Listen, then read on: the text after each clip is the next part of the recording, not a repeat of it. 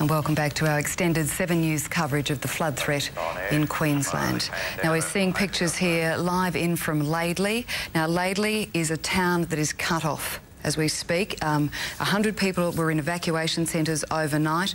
The floodwaters have started to drop in Grantham, but in Laidley itself there is extensive flooding and extensive flooding downstream of that particular area. Now the Lockyer Creek at Glenore apparently I think is in excess of 14 metres and is still rising at the moment. Now that bill is 1 metre higher than in 2011, so the flooding situation in Laidley far worse than it was in 2011. And that's the picture we're getting, Sharon, across many regions, including inner city areas of Brisbane, that the heights are worse than in 2010, 2011. So I think we're heading into different territory here, and we've heard the Lord Mayor come out this morning and say that the flooding predictions, it's not an exact science, and there may be other areas that could be impacted because it's not an exact science. So perhaps that's a small admission that it's perhaps the inflows and the levels they did predict are changing, and it may be a little bit worse than first thought. We'll try and get an update from Emergency Management Queensland as soon as it's available, but those shots in Laidley and the stats you've mentioned devastating, there, just devastating and heartbreaking for them. It's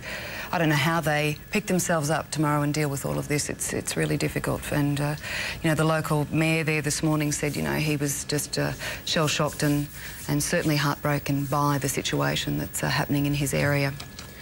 And we continue to hear that the flood levels are rising rapidly in a number of areas, and we know that Bundaberg is, of course, preparing for a record flood, or they're in the midst of a record flood up there, and Lockyer Valley, as we see from these pictures, being swamped, and that muddy flow of water is spreading out around that town and through the properties and into homes and businesses, and that is around the main street by the look of things in Laidley, and no boats, no activity there, everybody of course, staying indoors. The good news, Bill, too, is that they're actually bringing some more helicopters in. There were 2 Black Hawk helicopters on their way. I think a couple of fishermen were actually rescued in very dangerous conditions there overnight. So there's certainly a need of some aerial support at the moment, as you can see. Now, I think we have our reporter Nikki Hayden on the line, available to talk to us now from that Laidley area. Nikki, can you tell us what you're seeing and the latest, please?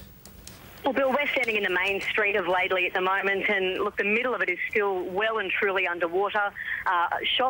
There's shop owners here that haven't been able to see their businesses yet. The water is just still so high they can't get through. Towards each end of the street, though, the clean-up has already begun. You know, it's a real example of the spirit that's in this community. And, you know, we have to remember many of them did flood back in 2011. So for them, for some of them, certainly, the thought of rebuilding is just too much to bear at this stage. The car is like a fast disappearing island in the rising floodwaters. The passengers only hope a helicopter rescue, but there's a problem. The baby is too small to get onto the winch, and the dangers of the rescuer trying to hold the slippery child are just too great. The only option, to put him in a waterproof bag. He's pulled up and on board, let out, terrified but alive.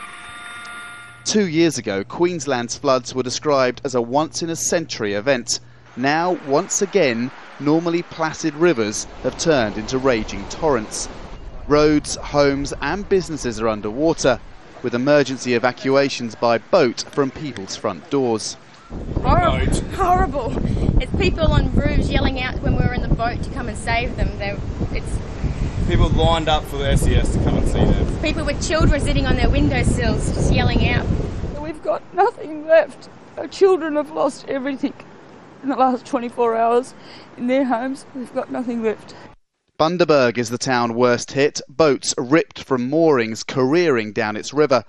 The Sunshine and Gold Coasts, named for their normally superb weather, are being battered. Brisbane, much of which went underwater in 2011's flood, is bracing again as inland floodwaters head towards the city. And gradually, the weather is moving south towards Australia's biggest city. Barely 2 weeks ago, I was stood in this same spot talking about the extreme heat in Sydney and forest fires raging across much of southeastern Australia. What a contrast. Somewhere through that gloom is Sydney's Harbour Bridge, and the worst of the weather hasn't even hit. The rain will be at its peak here overnight into Tuesday. Andrew Thomas, Al Jazeera, At least Sydney. 200,000 homes are still without power as floodwaters continue to inundate parts of Queensland. 3 flood-related deaths have been reported so far. While rescue operations continue, authorities are urging residents to move to higher ground. The severe weather conditions in the region have caused torrential rain, tornadoes, and flooding. Australian Prime Minister Julia Gillard. Whether it's bushfires, whether it's floods, we are being challenged by nature. But we are a strong and smart nation and will get through this, as we always do, by pulling together. And one rather strange consequence of the bad weather is this stuff. Sea foam washed ashore and gathered in drifts up to 3 meters high on the streets of this coastal town. Meteorologists say the weather front causing all this damage should pass by midweek.